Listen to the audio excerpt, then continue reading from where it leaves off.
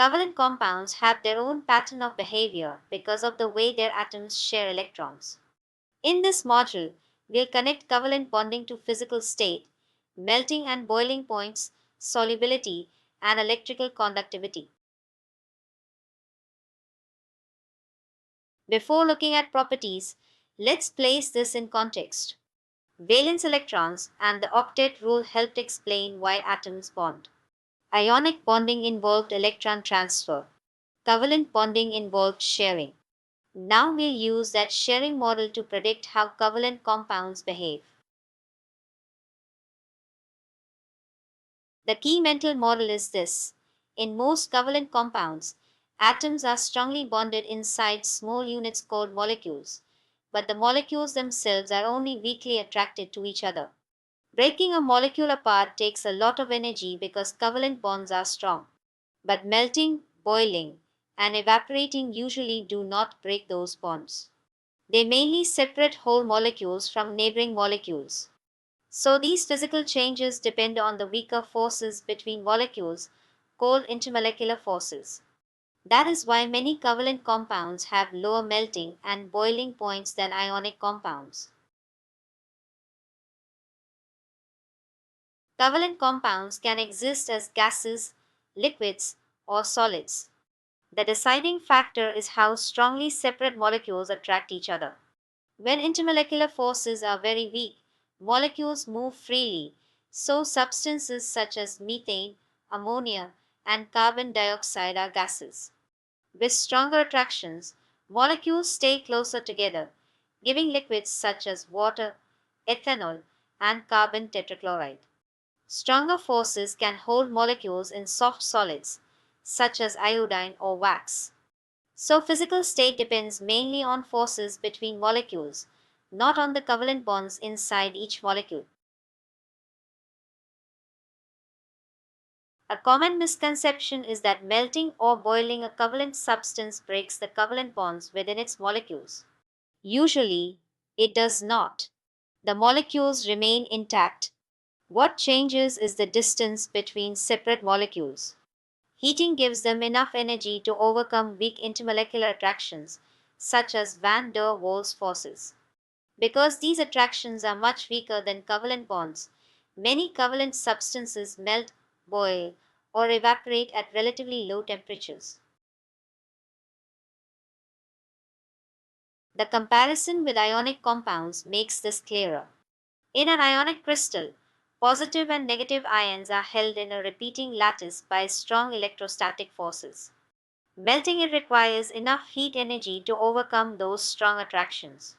In many covalent molecular compounds, the atoms inside each molecule are strongly bonded, but the molecules attract each other only weakly. That is why carbon dioxide has a much lower melting point than sodium chloride. For ICSE answers, always link melting point to the force of attraction being overcome. Still, covalent substances are not all identical. Their melting and boiling points depend on how strongly neighboring molecules attract each other. Larger molecules usually have more electrons, so their temporary attractions are stronger. Polar molecules have additional attractions because their positive and negative ends pull on each other. The strongest common case is hydrogen bonding, when hydrogen is bonded to nitrogen, oxygen, or fluorine. This is why water boils at a much higher temperature than expected for such a small molecule. Stronger intermolecular forces mean more energy is needed, so melting and boiling points rise. One important exception is the group of giant covalent structures. Diamond, graphite, and silicon dioxide are not made of separate small molecules. Their atoms are joined in huge covalent networks, with strong bonds extending throughout the structure. To melt them, many covalent bonds must be broken, so their melting points are very high. Diamond is especially hard because its bonds form a rigid three-dimensional lattice.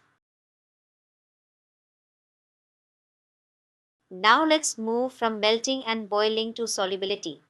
Solubility is also about attraction. A covalent compound dissolves when its molecules can interact well with the solvent around them. This is the idea behind like dissolves like. Nonpolar substances mix best with nonpolar solvents, while polar substances usually dissolve better in polar solvents, such as water. If the attractions are weak or mismatched, the substances tend to stay separate. Iodine is a classic example of this rule. It does not dissolve much in water, but it dissolves in carbon tetrachloride to form a purple solution because both iodine and carbon tetrachloride are nonpolar. The same idea explains why oils dissolve in organic solvents. This makes organic solvents useful for extraction, cleaning, and separating mixtures.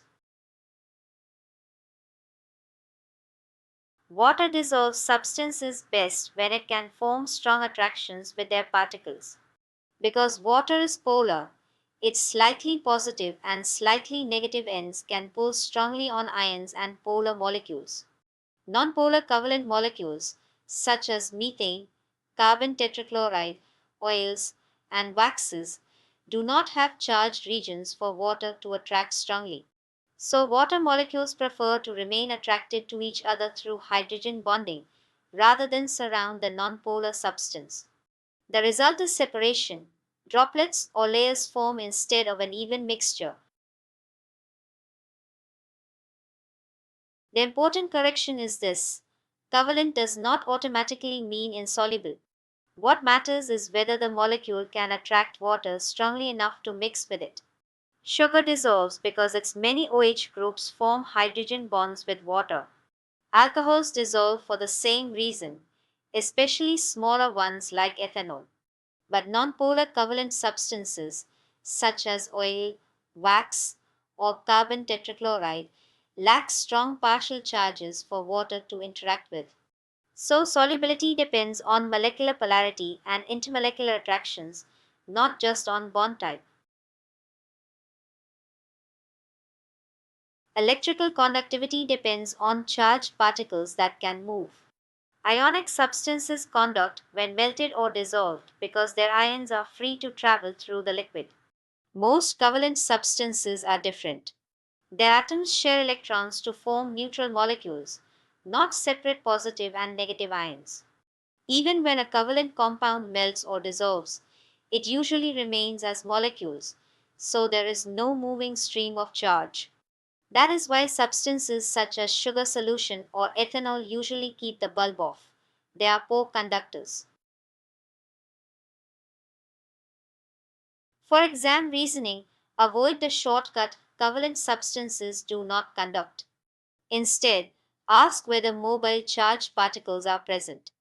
Graphite is a key exception because each carbon leaves one electron delocalized, allowing electrons to move through the layers and carry charge. Dry hydrogen chloride is covalent, so it has molecules but no mobile ions, and it does not conduct. When HCl dissolves in water, it ionizes to form hydrogen ions and chloride ions. Those mobile ions make hydrochloric acid conduct. Structure first, particles next, property last. The big idea is simple: structure explains properties. Most covalent compounds exist as molecules held together by weak intermolecular forces, so they often have low melting and boiling points. Their solubility depends on polarity, and most do not conduct because they lack free ions or free electrons. Next, we'll build on this with coordinate bonding, then compare all three bond types.